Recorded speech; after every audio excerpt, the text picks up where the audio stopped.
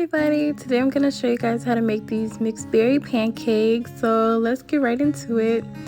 So I first started off by measuring out my flour, and this is the proper way to measure your flour. You always want to spoon it into your dry measuring cup, because sometimes when you dig the whole cup inside of the flour, it makes it a lot more denser, meaning you get more flour than you actually want. So always measure it out that way, because that's the proper way to do it, especially when you're making precise dishes or desserts.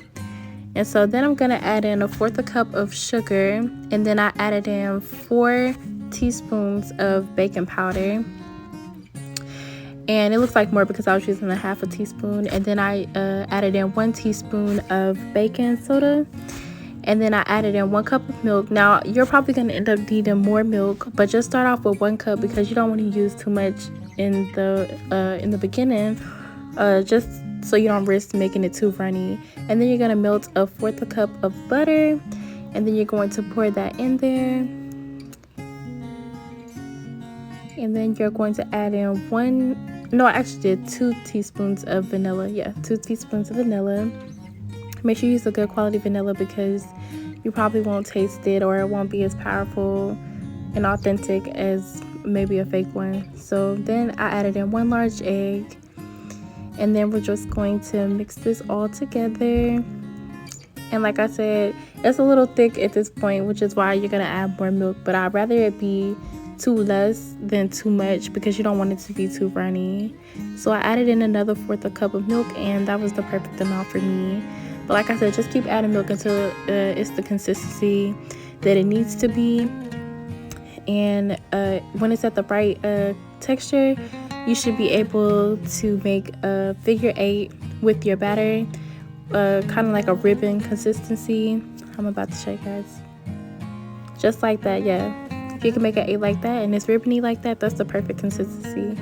So let your pan preheat for a second. Then you're going to add in some butter. Just swirl it around. You don't need a whole lot.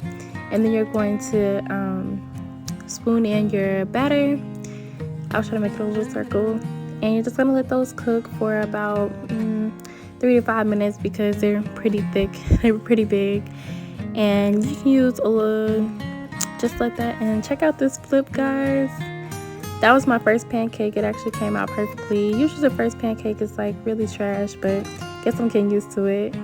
And yeah, they came out beautifully. So then afterwards, I was like, I want to make like some type of syrup. So I made like this berry compote, or like syrup. So I just added in some mixed berry blends, added in some white sugar, brown sugar. Then I made a cornstarch slurry with about maybe a tablespoon of cornstarch and the equal amount of water. And I just poured that in there to make it thicker. Let that cornstarch cook out so it doesn't taste like flour. And yeah, I would cook this on high heat, so things are moving pretty fast. Just let it get nice and thick, and you can strain out the seeds if it really irritates you, but I didn't mind it at all. And yeah, that's some brown sugar.